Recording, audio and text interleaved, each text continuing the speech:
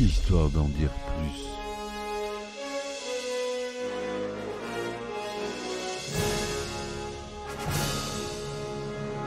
Eh ben attendez, on est en France. Allez, cul sec.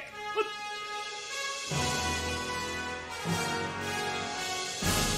Personne ne veut le croire et pourtant c'est vrai. Ils existent, ils sont là, Tarnatata. Non. Il faut qu'on pète.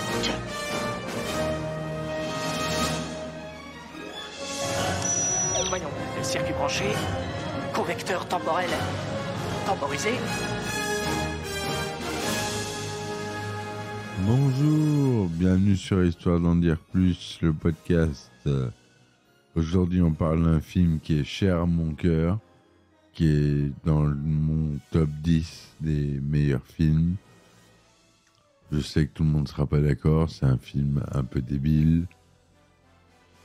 C'est Wayne's World, vous l'aurez reconnu au titre, évidemment. Allez, c'est parti mon kiki, on y va. Donc Wayne's World, ou Le Monde selon Wayne au Québec, ils auraient dû garder Wayne's World, est un film américain réalisé par Penelope Ferris en 92. Au scénario, on retrouve Mike Myers, Terry Turner et Bonnie Turner. En acteurs principaux, on a Mike Myers, Dana Carvey, Rob Lowe, Alice Cooper et Tia Carrere. Le film dure 95 minutes. On a donc... pardon, excusez-moi, j'étais perdu dans mes notes. Wayne's World, donc, est basé sur un sketch du Saturday Night Live, mettant en scène les personnages de Wayne Campbell et Garth Adgar, interprétés par Mike Myers et Dana Carvey. Le film raconte les aventures de ces deux amis, fans de rock, qui animent une émission de télévision amateur depuis le sous-sol de la maison de Wayne. Lorsqu'un producteur véreux, Benjamin Cain, leur propose de racheter leur émission pour la diffuser sur une chaîne câblée, Wayne et Garth se retrouvent confrontés à des dilemmes professionnels et sentimentaux. Le film a connu un grand succès au box-office, récoltant plus de 180 millions de dollars dans le monde pour un budget de 20 millions. Il a également reçu des critiques positives, saluant l'humour décalé et l'alchimie entre les deux acteurs principaux. Wayne's World est considéré comme l'un des meilleurs films adaptés du Saturday Night Live et comme un classique de la comédie des années 90. Et ça, c'est clair. Il a donné lieu à une suite, Wayne's World 2, sortie en 1993, qui est tout aussi bien, je trouve, personnellement. Le film se distingue par son style parodique et métafictionnel, qui brise souvent le quatrième mur et joue avec les codes du cinéma. Par exemple, le film contient plusieurs fins alternatives, dont une heureuse, une tragique et une méga happy. Le film fait également référence à de nombreux films cultes, comme Terminator, Thelma et Louise ou encore Le Parrain. Le film est également célèbre pour sa scène d'ouverture, où Wayne et Garth chantent en playback le tube de Queen, Bohemian Rhapsody, dans leur voiture. Wayne's World est un film qui a marqué la culture populaire, notamment par ses répliques cultes, Excellent, Swing, Partisan, et ses personnages attachants. Le doublage français, d'ailleurs, superbe. Pour ce film, j'ai pas regardé en VO, la BO, la VF est superbe. Le film a également contribué à populariser le rock alternatif et le heavy metal en mettant en scène des groupes comme Alice Cooper, Aerosmith ou Black Sabbath. Le film a aussi lancé la carrière cinématographique de Mike Myers, qui deviendra par la suite une star de la comédie avec les franchises Austin Powers et Shrek, auquel il prête sa voix. Le film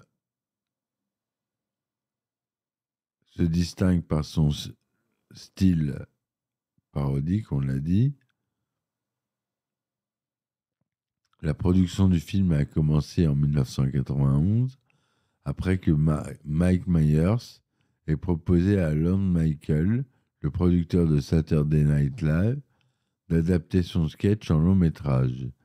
Myers a coécrit le scénario avec Bonnie Turner et Terry Turner, qui avaient déjà travaillé sur le sketch. Le budget du film était de 14 millions de dollars, ce qui était relativement modeste pour une comédie hollywoodienne. Mais c'est vrai qu'il n'y a pas de scène d'action, il n'y a pas de...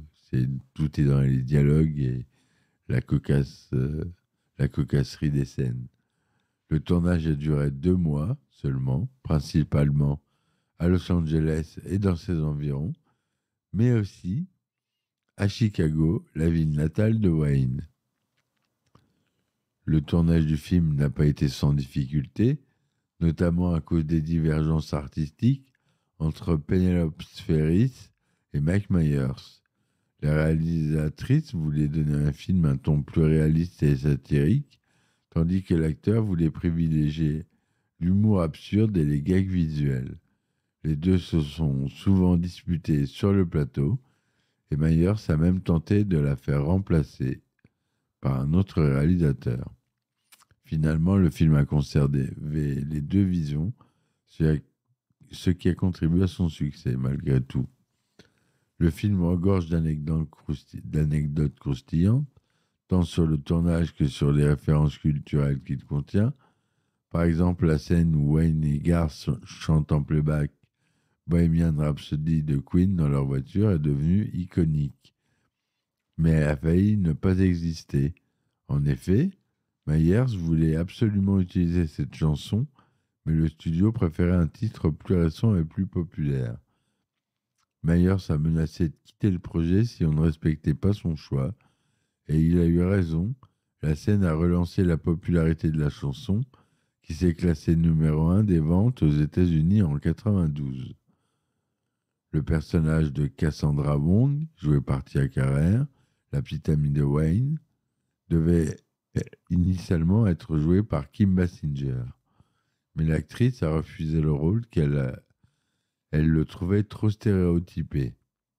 Carrere alors a été choisie et elle a apporté sa touche personnelle au personnage et a insisté pour chanter elle-même les chansons du groupe fictif Crucial Taunt. Elle a appris quelques mots de cantonais pour les scènes où elle parle à son père. Parce qu'elle ne parle pas chinois originalement, Tia Carrere, même si elle est d'origine asiatique. Wayne's World est un film qui a marqué toute une génération pour son humour décalé, sa bande-son rock et ses clins d'œil à la pop culture. Il reste aujourd'hui encore une référence incontournable pour tous les fans de comédie et de cinéma.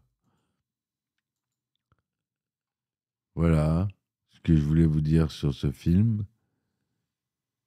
Il y a quelques caméos dans le film. Il y a Robert Patrick qui apparaît dans son rôle de T-1000, déguisé en policier du film Terminator 2, Le Jugement Dernier.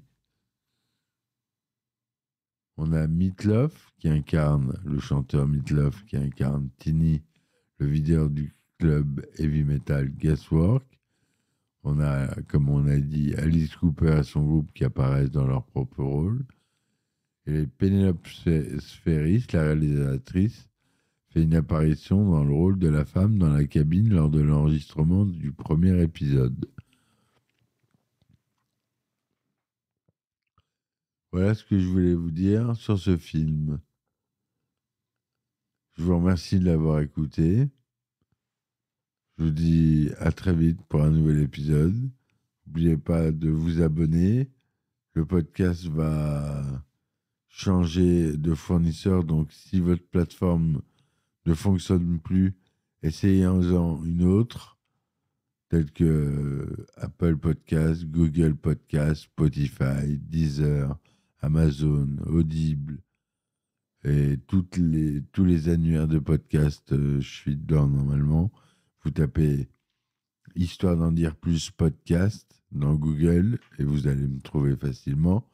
Juste le temps que les liens soient rétablis sur votre application préférée.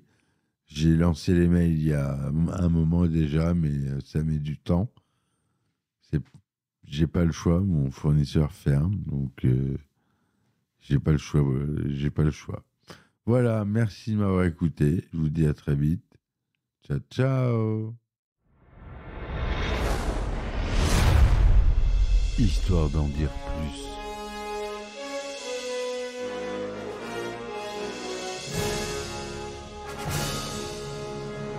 Eh ben attendez, on est en France. Allez, cul sec. Hop.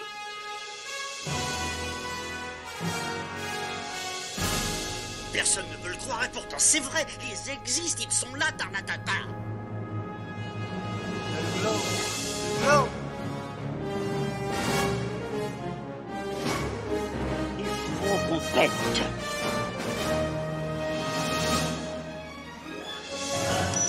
Voyons, circuit branché, correcteur temporel temporisé,